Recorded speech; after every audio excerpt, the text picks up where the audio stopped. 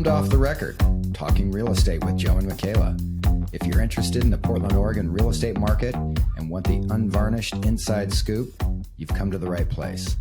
Thanks for giving us a listen. Okay, welcome everyone. Thanks for joining. Hello. Hi, how are you? It's been a while. It has been a while, and we are punchy. We've been working for like an hour and a half now. I don't even know. We're just talking, and we're officially at the punchy level. So that's a good time to hit record, right? This is our third piece of content we've done today. Yeah. Pat on the back. I know. Look That's at us hard go. for us. Look at us go. But yeah, we're back. We're back. We took a little bit of a break in January, just for a bunch of different little reasons, but we are back and we're back at it. And today we've got a great topic. We do. I'm excited. Perfect for the beginning of the year. I'm excited for you to lead this topic. Thanks. No pressure. This is right in your wheelhouse. But we're going to talk about how to prepare to buy a home in 2026. Mm-hmm. It's a step-by-step guide, people. Step-by-step guide. Mm-hmm. Not just financially, but mentally as well, because that is a really big piece of it. So we're excited to talk about that with you. But before we do that, we got to do our off-the-record moment, which if you're new here, that is always how we start our episodes. Mm-hmm. And that can be a gripe, a confession, anything in between. So, and then don't worry, at the end, we end on a happier note, something that we're loving. So, but for now, we got to get our angst out of our system. So. Yeah. We got to get the confessions out. Yes.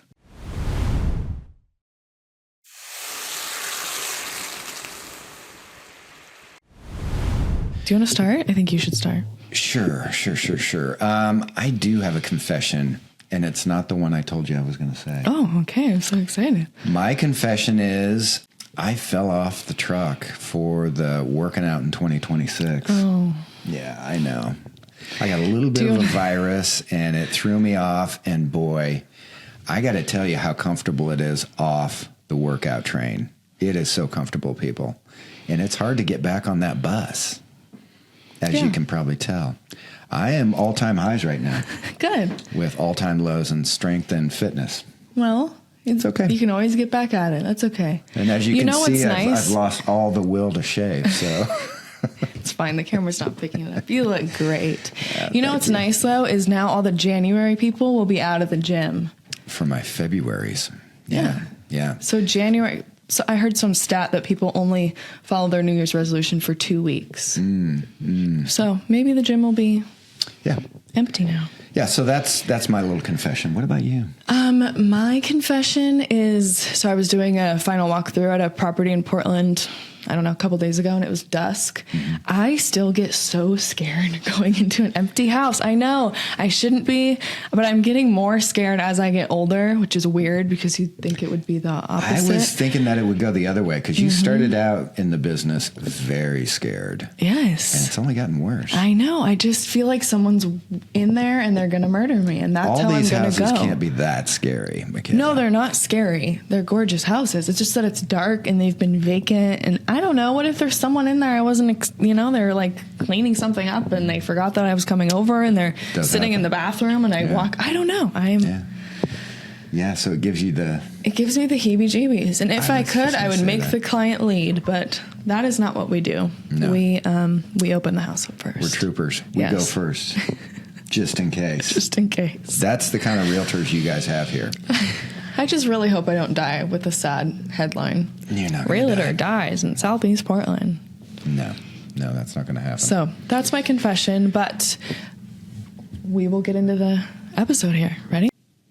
Okay, so we're going to treat this kind of like a buyer consultation. So when we sit down with a buyer for the very first time, these are the checkpoints that we go through. We may not be expressing them directly to you, but it's what we're looking for, what we're asking.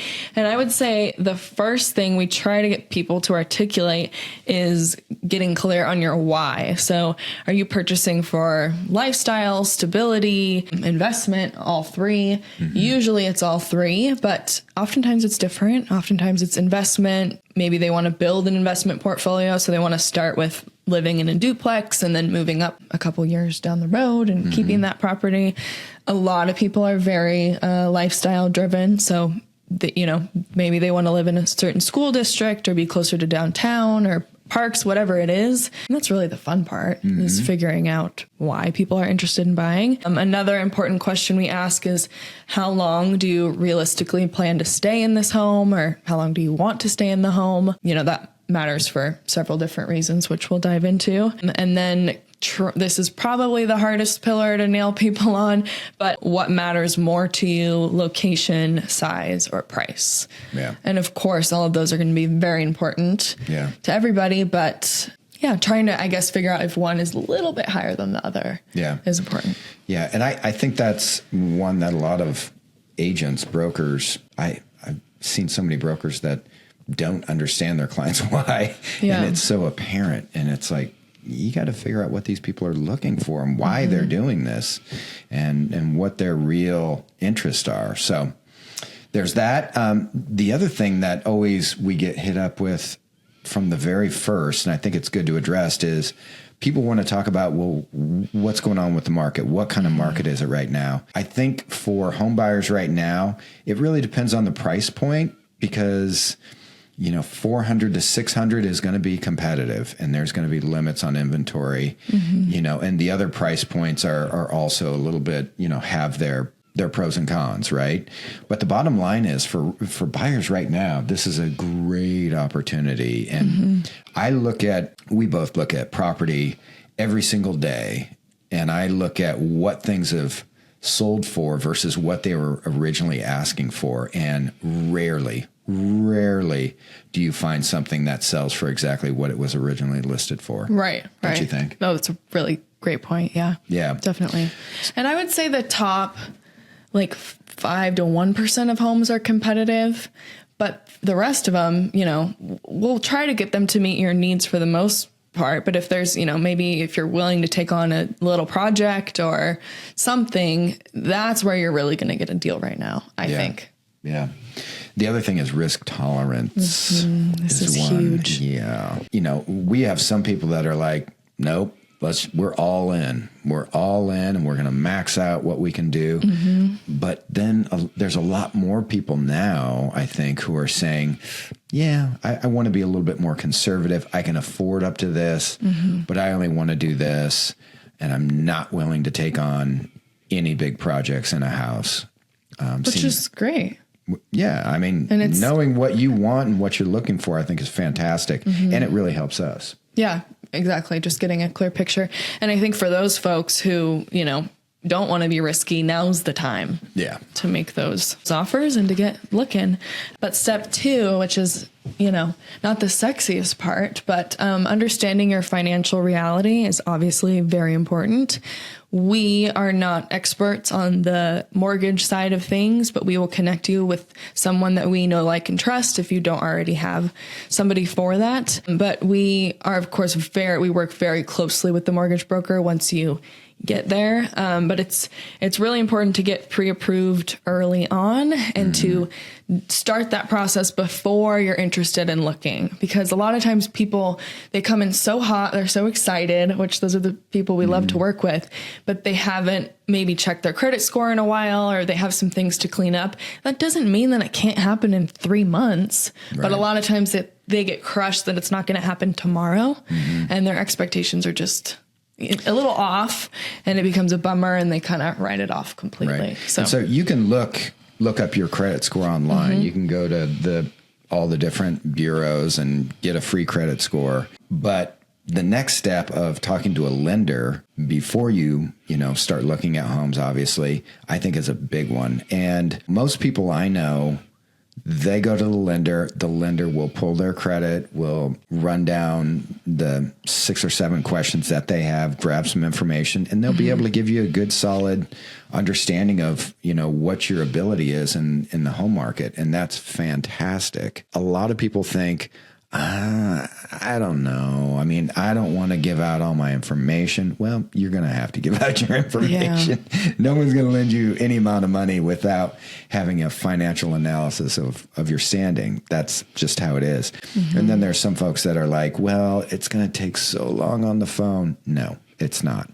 If you can have your information available, and answer a few questions over the phone. And also, ask a few questions, what is this going to look like from here? All those type of things. The best mortgage brokers we know are the ones that communicate so well. And getting on the phone for 10 minutes can get you in a position to buy a home. Right. And if you're like me, and if that's still too much for you, I get it. You can fill out their online application. You don't have to have every data point in there, just the main pieces, and then get on the phone with them and they'll break it down for you. Yeah. Ask you any other questions they need to fill in those blank spots. But yeah, it's not as scary as you think. It's not as time consuming as you think. Like Joe said, there's nothing to lose. Right. In finding out, what you can qualify for, if you can get approved or how much you can get approved for or where your comfort level is.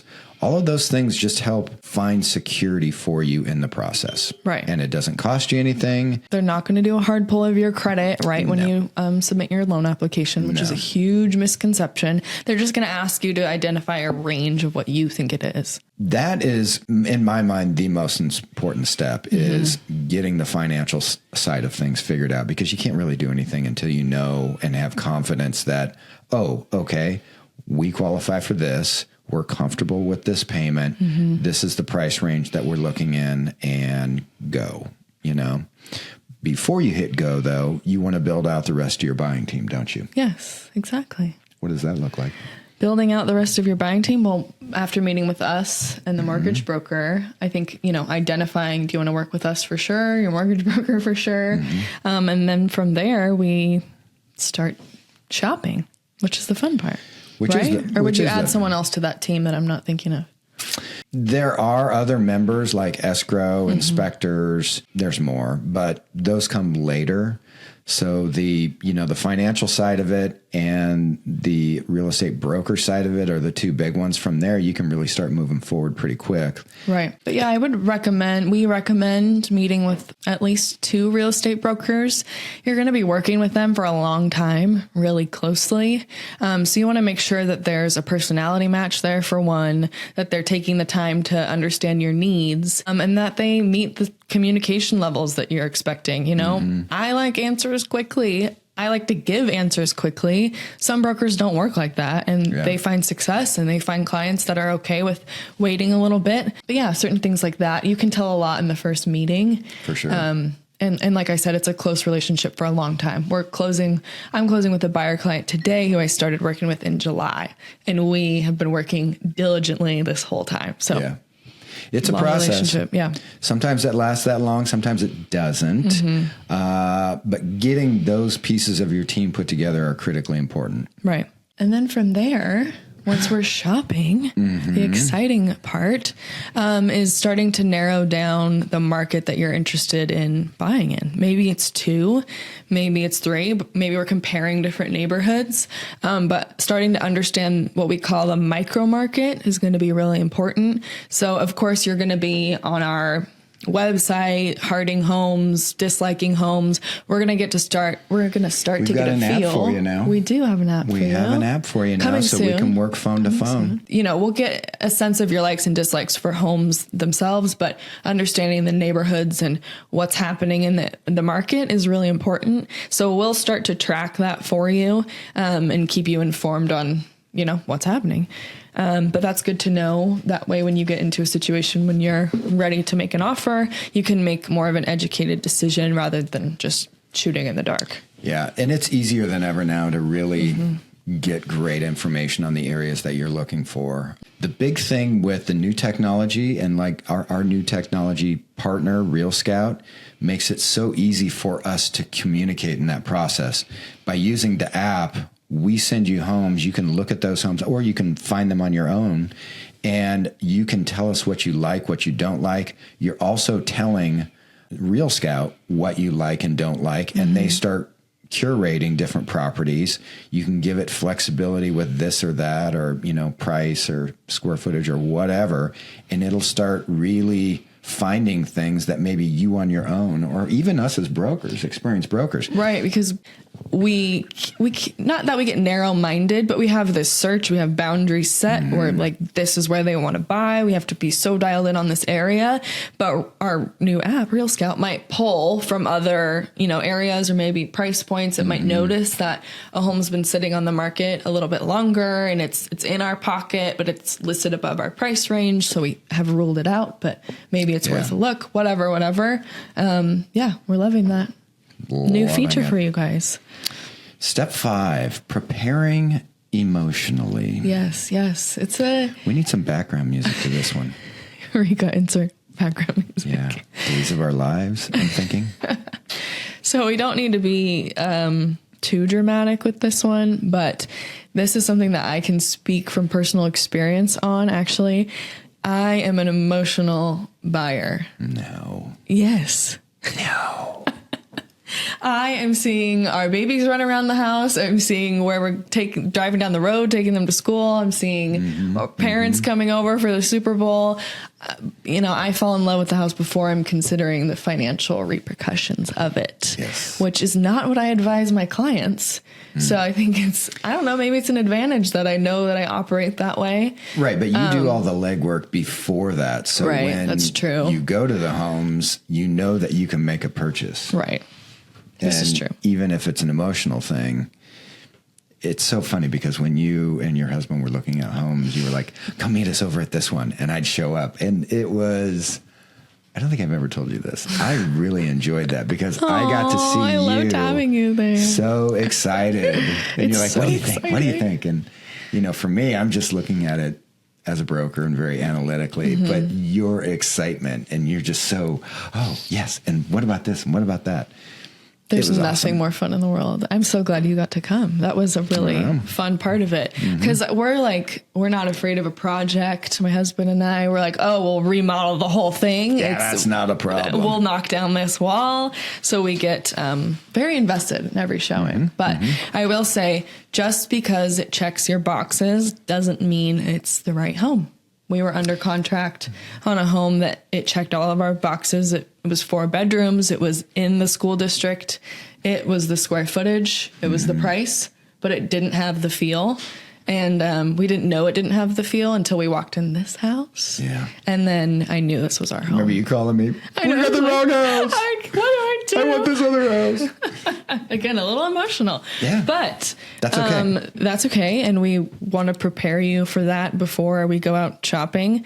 And like Joe said, a lot of it happens before we go even to our home. So it gets hashed out. But I think it's important to recognize a good deal versus a shiny one. Yeah.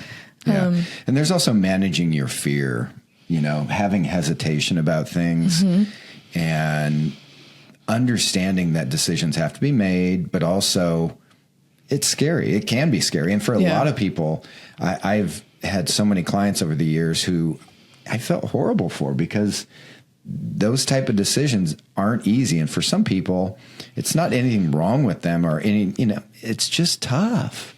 Yeah, it is. And then there's the other side of the coin where there's people who are like, yeah, this is it. Let's go ahead and write it up. And you're like, I'm like, are you excited? We are 3 feet in the front door. Should we see the rest of the home? No, we're good. Let's write it up. And I'm like, oh. Okay. All right. Are we excited? Do we love? Is it great? And they'll never use those words. But we try. Yeah. So it's an important piece there. But after that, let's say we find the home that you love, we suggest being what we call offer ready. So the best way that you can prepare to be offer ready is, of course, by having your pre-approval letter in hand already. We've already checked that off the list. We've already made sure that this home is going to meet a monthly payment that you're comfortable with, monthly payment including HOA dues and taxes. But I would say, I don't know if you agree or not, but just because this is a slower market than we've seen in the past couple of years, it's still important to submit an offer pretty quickly after you know that you're interested in it. Yeah, you don't want to wait on it. That just tempts fate. And the other thing is, and we've done podcasts on this, writing a strong offer doesn't mean writing the highest price possible. Right. Writing a strong offer has 20 or 30 different things to do with it. And be sure up front that you talk to your broker about, what they feel like are ways to make your offer strong. Also understanding contingencies and how those work, having strategies around different things like appraisal, inspections, all of those type of things are incredibly important. But be offer ready so that when you find the one you want, you are at peace with saying, okay, this is it. Yeah. And then trust. Most buyers, I think right now have a pretty good feel about what a fair offer looks like. But if you don't, ask your broker. And also there's nothing wrong with saying, hey, could you put a little, market analysis together for this and see what the rest of the market looks like compared to this home? That's a great strategy to find where a fair price is at. Right. And sometimes that's not easy. There's some markets and some price points where that's a tough thing to do. And you kind of got to trust your broker to have a good instinct about that. But definitely. Yeah. The other side of it is knowing when to walk away. Yeah. Right? If you can't get it put together, maybe it's not meant to be. And that's okay. I can't tell you how often we've said, I guess it's just not meant to be. And that it sounds cliche, but it does really mean something in our business. Yeah, it does. But we want what's best for our clients. And sometimes that means having the strength to say, it's just not right at this price or these terms or these conditions. And, it's not meant to be. Right. Which can be very sad and emotional. But we keep shopping. It's okay. We get back on the horse. I feel like that's a pretty good breakdown of what it looks like up until this point, right? We'll assume you get under contract because you have great brokers working for you. And then from there, we could do a whole nother episode on what it looks like after you get into contract. But that is what you need to know if you're considering purchasing in 2026. Yeah. I think start early. It's, we're not going to convince you to buy tomorrow if that's not the position or the job that we're in, if you're not ready for that. But talk to us early. That way you can make a plan for the spring or the summer. Have a good strategy, prepare, have patience, and the right house will present itself for you. Yes. Wow. And the right house is so amazing. Job. Right. I've done this a few times. The right house can be so amazing for you and, if you have a family or whatever, right? I mean, it just feels right. And it gives you the right sense of place. I love that you and your husband have the right sense of place here. Thank you. Yeah, you guys do. Thank you. It took a journey to get there, like I said, but it was worth it. Patience. Patience, young Jedi. Okay. Well, we will wrap up with something that we're loving. Yes. I have to tell you, I'm going to do a shameless free plug. Okay. We're in the studio here, and you brought me an Olipop. Prebiotics, botanicals, and plant fiber. You've given this to me a number of times before when we've been in studio here. Low sugar, only 2 grams of sugar. And I do love the cream soda, people. It is fantastic. It's really good. I think you should hold it up for the camera. Yes, right there. Olipop, not sponsored. Olipop. Sponsor us. Yeah. There's a little bit left in there. Hand it over. Sorry. Just put my hand on. I love these. These are so flippin' good. Good. And they make your tummy feel good. So it's a win-win. Okay, I love that. Yeah. I don't know that I've ever said this on here. I might have, but I love my Legree Pilates so much. For those of you who don't know, I'm obsessed with my Legree Pilates. I teach it now. I teach it Thursday afternoons and Friday mornings. You teach like 20 classes a week, I teach 7 classes a week. 7, okay. But it's feels like 20. So much fun. It brings such a creative energy into my life that I wasn't having before. So that's been fun. And the community is amazing. And it's a killer workout. And 3 years later, and I'm still going 5 days a week. So that's how you know. Locations in Bethany and Lake Oswego? Hillsborough and Lake Oswego. And Lake Oswego. Southeast Portland. And Southeast Portland. Yeah. So if you're interested in that. We recommend the Lake Oswego location so that you can get is it called a lesson or a class? Yeah. Class. Get a class. Take a class. Get a class with Makayla. Yeah. Friday mornings. good fun. But yeah, that's what I'm loving. It's bringing me joy. And I'm about to go teach. On Pilates and also have a special guest. Okay. Mrs. Reitzig. She can talk about body pump and Zumba. You guys could do we could do a full episode on nothing but exercises. Oh, we could, for sure. Classes. Get her in here. She doesn't even need to know that the mic is on. Jeez Louise. She won't care. She's a natural. She is. Yeah. Up at 5:30 this morning, that young lady was. What did Well, she taught the class at 5:30. She woke me up at 4 so that she could sleep another half an hour and get up at 4:30. So you've been up since 4. It's a whole nother episode, people. Yeah. Okay. All right. Well, thank you for listening. Yeah. Thank you all for being there. And we look forward to providing you with some additional great information on real estate here in the Portland metro area. Mm-hmm. Remember to go to LivPortland.com, LIVPortland.com. And you can also go to LivPortland on YouTube and see all of our episodes, the videos. We also have our shorts there. We got our grub guide. We've got all sorts of stuff. So hit that subscribe button and hit the likes wherever you can for us. We really appreciate it. Yes, we do. We appreciate the support. And let us know if you have any podcast topic ideas that you are dying to hear us talk about. Yep. That would be so fun. LivPortland.com, or you can also do it in the comments on YouTube, and we'll see it there. Mm-hmm. Okay. Thanks so much, everyone. Bye.